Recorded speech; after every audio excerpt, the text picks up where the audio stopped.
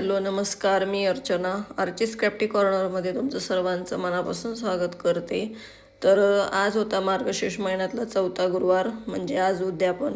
तर सकाळी लवकर उठले, झाड लोट करून घेतलं, सडा रांगोळी केली छानपैकी आणि उंबरट्याला हळदीचं लेपन करून घेतलं आणि त्याच्यानंतर मग घरातल्या देवांची पूजा वगैरे करून घेतली आणि मग महालक्ष्मीची पूजा मांडायची तयारी.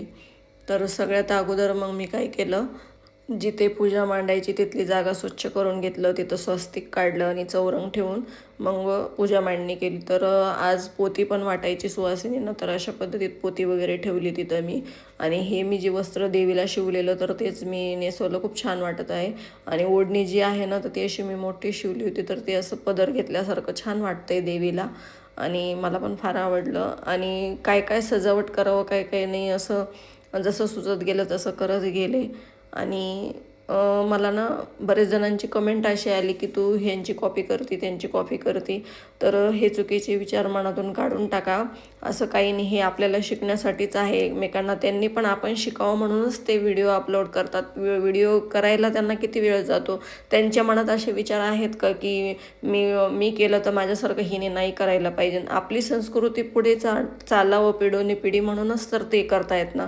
तर मग काय झालं, आपण एकमेकांचं बघून केलं तर असे चुकीचे विचार बिलकुल करू नका. काहीतरी तुमच्यात कला असेल तर ती व्यक्त करा तुम्ही त्याच्यातून. तर काय चुकतं आहे माझं ह्याच्यातून नक्की कमेंट करून सांगा मला. तर स्वयंपाक वगैरे केला संध्याकाळी आणि देवीला नैवेद्य दाखवलं आणि मग सुवासिनी आल्या माझ्या शेजारच्या मैत्रिणी वगैरे त्या. तर त्यांना मग मी जे खीर केलं ना तर ते उपवासाला चालावं अशा पद्धतीतच केलं आणि खीरपासूनच स्वयंपाकाला सुरुवात केलं होतं मी. तर मग मी काय केलं, सगळ्यांना मग खीर वगैरे दिलं प्यायला आणि त्याच्यानंतर हळदी कुंकू वाहिलं त्यांना आणि मग नंतर पोतीवरनं हळदी कुंकू दिलं आणि तांदूळ खारी किंवा खोबरं काही घेऊ शकता आणि फळ म्हटलं तर केळं घेतलं मी. तर असं त्यांची ओटी भरली आणि 1-1.5 तास असं गप्पा मारत असं तसं छान वेळ गेला आमचा. आणि खरंच बायका ह्या निमित्ताने तरी एकमेकींच्या घरी जातात, वेळ देतात एकमेकींना काही असलं कीच. तर त्या निमित्ताने आल्या आणि छान वाटलं. आज कसा दिवस गेला कळलंच नाही. आणि सगळ्या मैत्रिणींचं एकच म्हणणं की तुला कसा वेळ भेटतो, तू कसं करते एवढं सगळं, सेवा वगैरे, ते किती छान पूजा वगैरे मांडली आणि कसं तुला सकाळपासून संध्याकाळपर्यंत असं वेळ भेटतं, एवढं कसं सुचतं तुला, असं म्हणू लागल्या. तर मग ह्याच्यातून काय आपल्याला काय पाहिजे, हेच एक आशीर्वाद, हेच एक आनंद असतो की आपल्या तोंडावर का होईना की आपल्याला असं आपलं कौतुक करतात, किती बरं वाटतं. तर असं करा तुम्ही.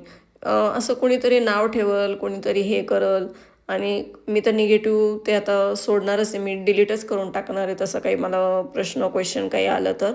तर कसं वाटलं तुम्हाला मग मी केलेलं देवी आईचं डेकोरेशन, नक्की कमेंट करून सांगा. पुन्हा भेटूया पुढच्या व्हिडिओमध्ये, तोपर्यंत बाय बाय.